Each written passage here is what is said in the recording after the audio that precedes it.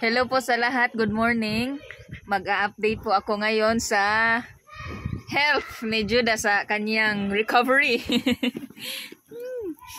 Ano po, na-upload ko na po to kanina sa sa mga subscribers. Kasi inuna ko talagang i-upload sa mga subscribers kasi may bayad kasi sila. So isang way na yun sa pagpapasalamat ko sa kanila. Ito po ang update ni Judah. Paggising ko talaga kaninang umaga, kaninang super early, I think 5 something, almost 6. So, natagalan ako sa pagising kasi wala akong tulog last night dahil kay Judah. Dahil parang in pain siya tapos gusto niyang tulungan. Iwan ko anong nangyari doon kagabi. So, alam ko in pain siya. Kaya hindi ako nakatulog. Paggising ko ngayong umaga, ito po ang eksena. Malaki po ang improvement niya. Sana tapusin niyo yung video, tapos pag may ads, please po wag niyo nang skip. Nakakatulong kasi siya sa amin. So maraming salamat po sa nagpray kay Judah, sa mga especially sa tumulong financially. Talagang na-appreciate ko po 'yun. At saka sa mga nagpray, sa mga nag-encourage, sa mga nagko-comment. Pasensya po if hindi ko po talaga ma-replyan lahat ng comments since nung nakapun pa si Judah kasi marirestrict po kami ni Facebook. Ayoko na pong ma-restrict kasi na-restrict na kami twice. So, Bibi?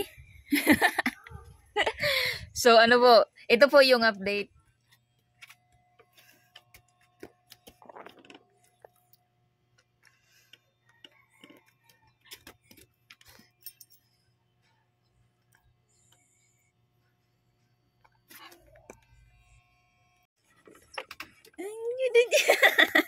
Judah. Ang Judah. Ay, Ming. Ang Judah. Magkakatayo na siya. Tara. Ihi ka sa labas?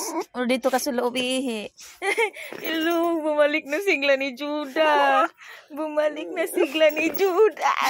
Judah.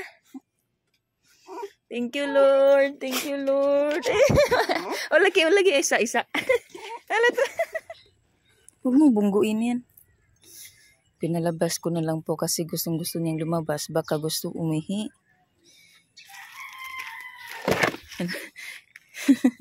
Bumalik na po lakas niya.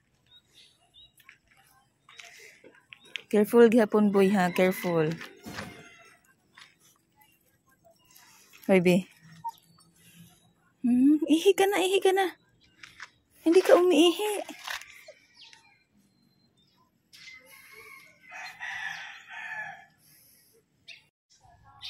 Hindi siya masyadong gumagalaw kasi nabubunggo siya. So, humihinto siya kapag nabubunggo at nagsistay na lang siya. Tapos, papalakarin ko na naman. Nandito lang kami sa church kasi pinaihi ko si Judah. Dandahan lang. Kinakarga ko po to, don't worry. Kinakarga ko yan pa balik.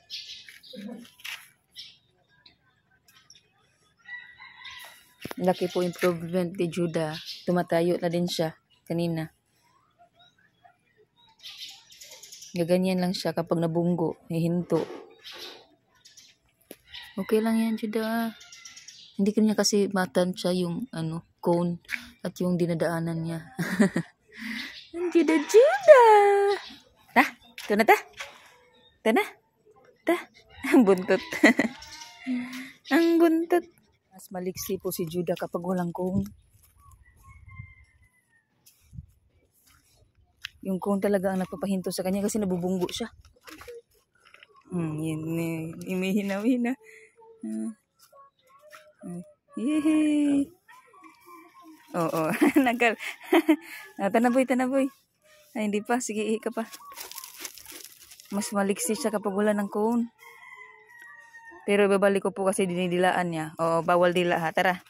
Si Judah kapag naka-cone. Galing kami sa labas niyan. Ganyan na naman siya. Hindi na naman siya maglalakad kasi natatakot siyang mabunggo dahil sa cone. Lagi siyang nabubunggo. Pero kailangan kasi Judah kasi didilaan kasi niya yung sugat niya.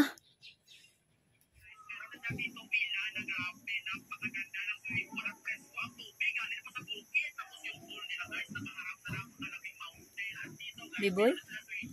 Nga na. Judah. Judah. Hindi talaga niya ako marinig.